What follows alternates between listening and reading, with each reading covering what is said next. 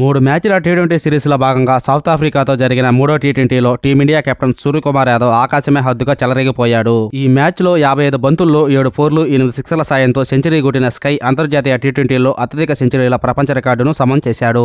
ఈ రికార్డును మ్యాక్స్వెల్, రోహిత్ శర్మ సంయుక్తంగా షేర్ చేసుకోగా తాజాగా స్కై ఈ ఇద్దరి సరసన చేరాడు.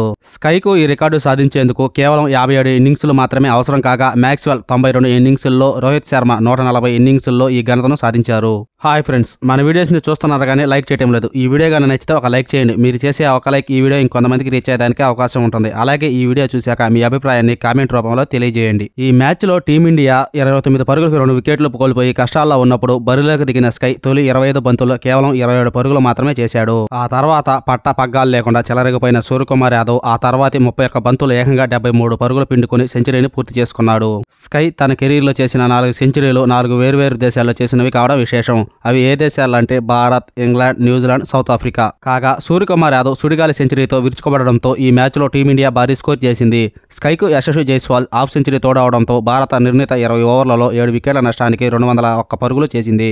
ఈ మ్యాచ్ లో స్కై, యశస్వి జైస్వాల్ మినహా టీమిండియా ఆటగాళ్లంతా తక్కువ స్కోర్లకే పరిమితమయ్యారు. అనంతరం లక్ష్య ఛేదనకు దిగిన సౌత్ ఆఫ్రికా 95 పరుగులకి 10 వికెట్లు కోల్పి ఆలౌట్ అయింది. ఇండియా బౌలర్లలో కుల్దీప్ యాదవ్ చెలరేగిపోయి 5 వికెట్లు తీశాడు. రవీంద్ర జడేజా 2 వికెట్లు, హర్షదీప్ సింగ్ ఓ వికెట్, ముఖేష్ కుమార్ ఓ వికెట్ తీశాడు.